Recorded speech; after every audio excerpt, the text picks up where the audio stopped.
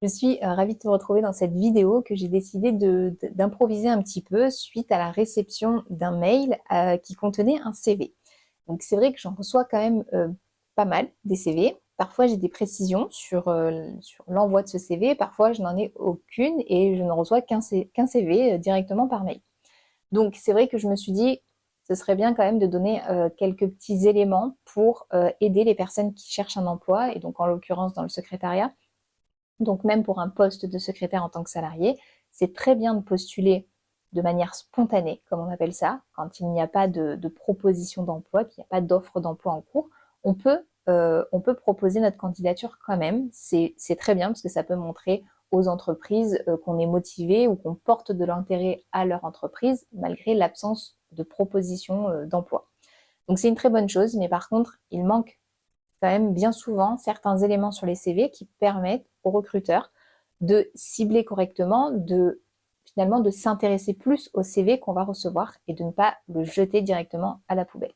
Donc, si toi aussi tu es intéressé par ce sujet, si tu as envie de savoir un petit peu quelles sont les erreurs à éviter sur les CV, quels sont les éléments importants, reste bien jusqu'au bout de cette vidéo parce que je vais te donner tous les éléments qui, pour moi en tout cas, sont nécessaires pour que le CV intéresse, on va dire, fasse retenir l'attention au moins de son destinataire.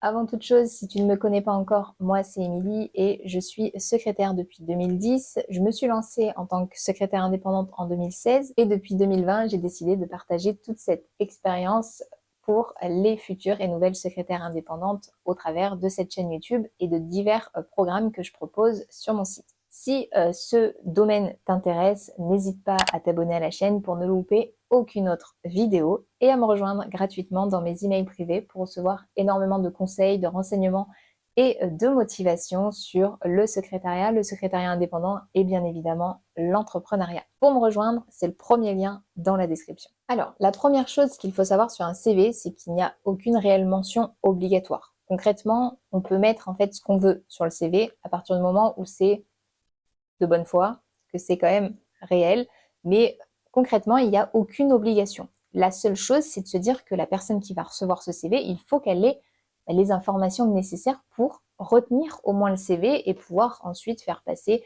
éventuellement un entretien pour obtenir plus d'informations encore et créer, on va dire, un vrai contact.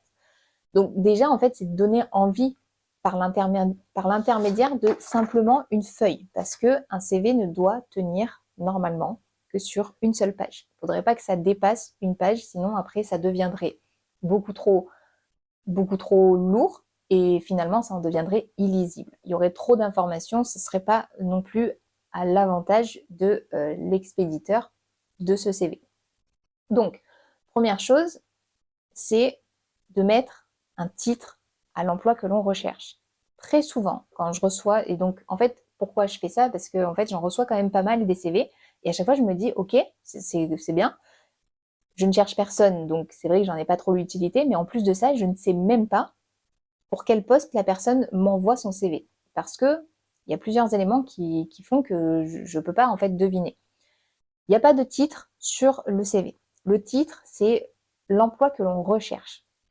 Si je veux devenir secrétaire comptable, je cherche un poste de secrétaire comptable, il faut que je le note, il faut que ça soit en gros au milieu de mon CV, c'est le poste que je recherche, secrétaire comptable, parce que je suis secrétaire comptable et que j'ai besoin d'un poste de cet intitulé-là.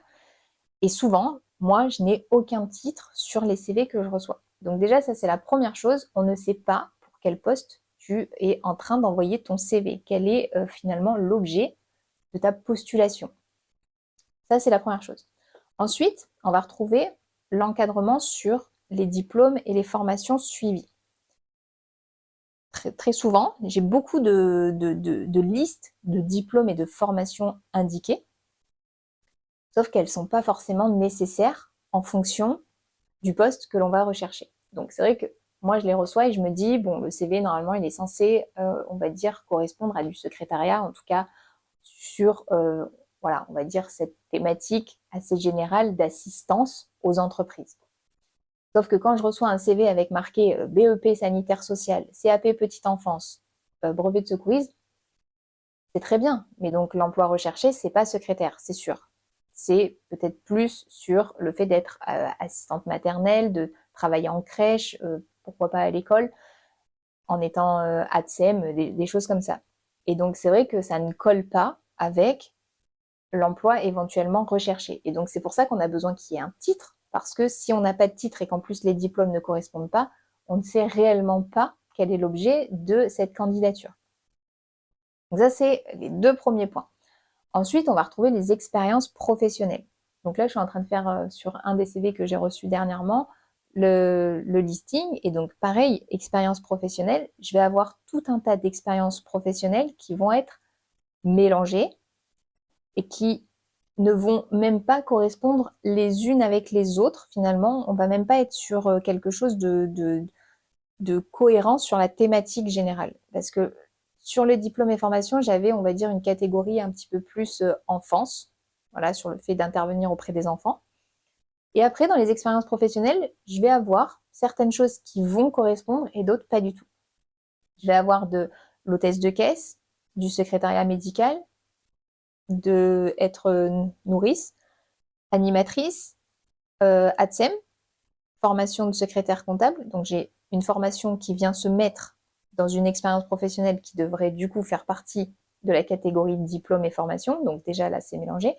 Et en plus de ça, j'ai vraiment plusieurs postes différents. Donc on a un gros problème de cohérence sur le CV, en plus de ne pas avoir d'intitulé de poste. Ce qu'il faut savoir, c'est que quand on envoie un CV, il faut que le poste que l'on recherche soit, on va dire, accompagné de diplômes, de formation ou d'expérience professionnelle en lien avec le poste recherché. Si je dis que j'ai fait de la caisse, c'est une expérience professionnelle, mais ça n'a aucun rapport avec le secrétariat parce que, à part peut-être la relation client qui peut être un point, on va dire, supplémentaire, il n'y a rien qui prête à se dire que tu vas pouvoir assumer le poste de secrétaire. Voilà, ça n'a aucun rapport. Et donc, le problème, c'est que le recruteur qui va recevoir ça, il va se dire, OK, mais en fait, elle ne peut pas répondre à ce poste, c'est pas possible.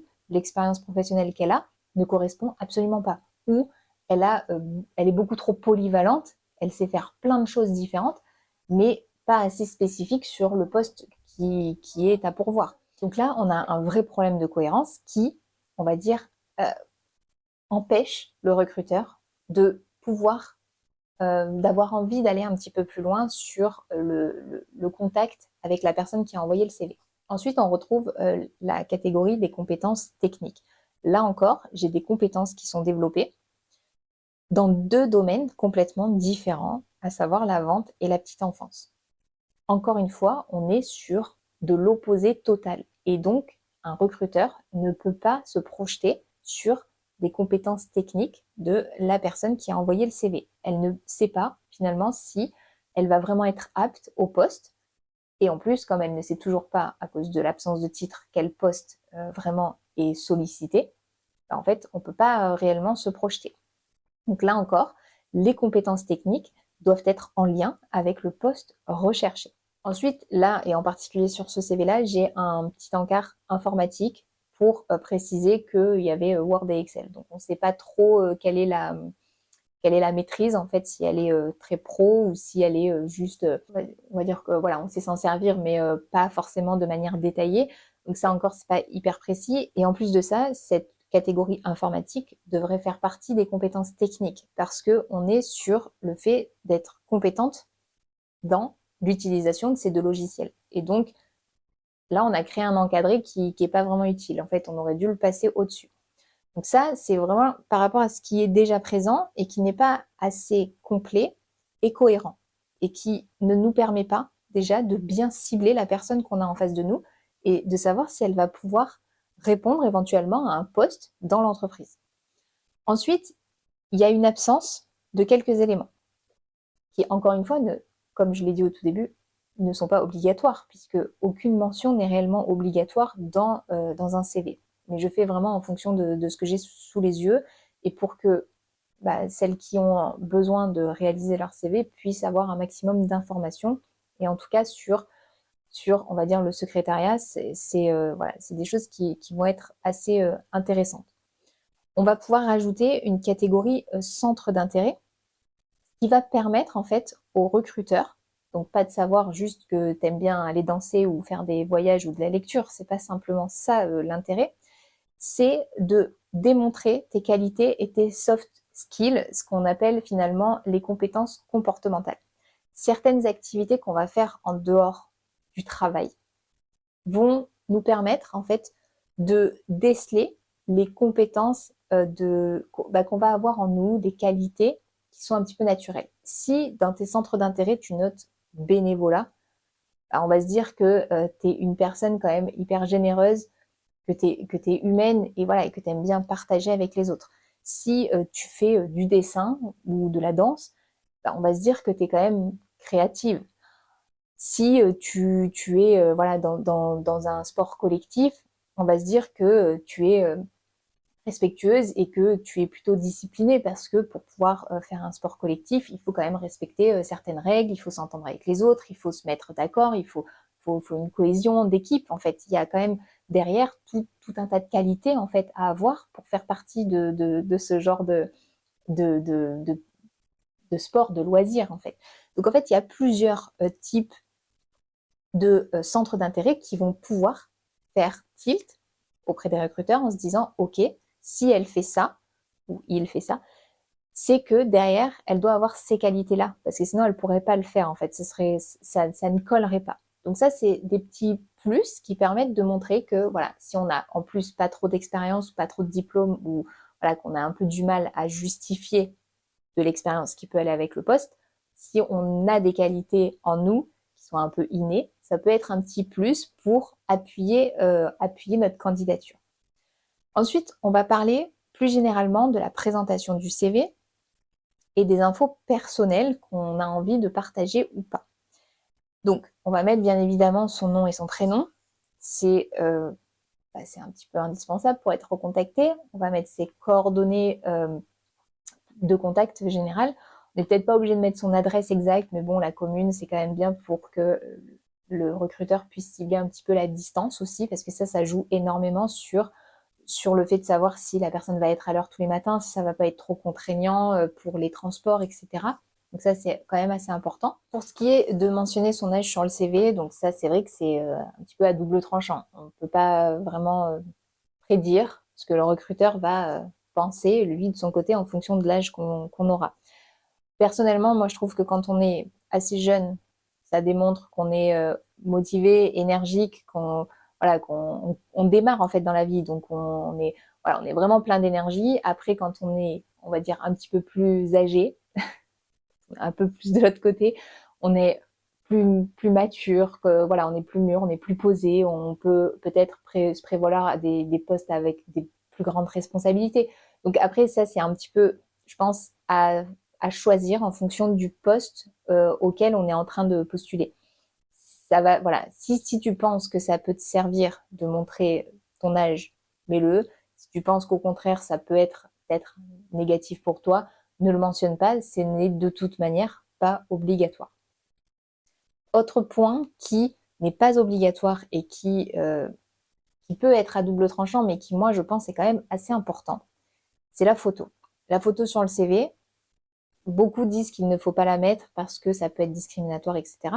Sauf que moi, en fait, je pense que la photo, elle n'est pas là pour juger la personne, mais elle permet en fait de pouvoir déjà, au travers du CV, créer un lien humain, en fait, finalement, avec la personne que l'on pourrait recevoir. Je pense quand même qu'il y a un peu une connexion à avoir, et en plus, ça dépend dans le type d'entreprise dans lequel on postule. C'est sûr que si on postule dans des grands groupes, on n'aura jamais vraiment affaire au RH ou voilà, aux recruteurs en général. On va pas vraiment se retrouver à travailler avec. Mais quand on est dans des petites entreprises, des PME, des TPE, on, on va être vraiment en contact avec les personnes qui nous auront embauchés. Et je pense qu'il faut que le contact soit bien passé, qu'il y ait eu pas un coup de foudre, mais un petit quelque chose, une connexion pour que ça se passe bien dans le travail pour l'un comme pour l'autre. Voilà, donc moi je trouve que c'est bien parce que ça permet de vraiment créer un côté plus humain au travers d'une simple feuille de papier qu'on va recevoir de manière totalement dématérialisée. Donc ça, encore une fois, c'est un choix, mais ça permet de plus rendre réel ce CV. Donc, en gros, tu as à peu près toutes les infos et le pourquoi, en fait, quand je reçois, moi, des CV, et ben, je sais même pas quoi en faire, je sais même pas quoi répondre parce que je ne sais même pas pourquoi, en fait, on postule dans mon entreprise. Donc ça, c'est hyper important. Si tu veux postuler quelque part, n'oublie pas de noter le titre de l'emploi que tu recherches, d'indiquer les diplômes et formations qui sont en lien avec le poste recherché, tout comme les expériences professionnelles, les compétences techniques également, et de mentionner des centres d'intérêt qui peuvent avoir un impact sur les compétences comportementales qui peuvent être décelées au travers de ces centres d'intérêt. De préciser tes coordonnées pour pouvoir être recontacté et de choisir si tu vas insérer ta photo ou non pour pouvoir créer un bon contact directement plus humain au travers de cette feuille de papier. J'espère que cette petite vidéo te permettra de rédiger facilement ton CV et de savoir un petit peu plus quoi indiquer à l'intérieur. N'oublie pas de t'abonner à la chaîne si tu ne veux pas louper les prochaines vidéos et à me rejoindre gratuitement dans mes emails privés pour recevoir beaucoup d'infos, de renseignements et de motivation sur le secrétariat indépendant, mais aussi l'entrepreneuriat. Pour me rejoindre, c'est le premier lien dans la description. En attendant, je te dis à très bientôt dans une prochaine vidéo.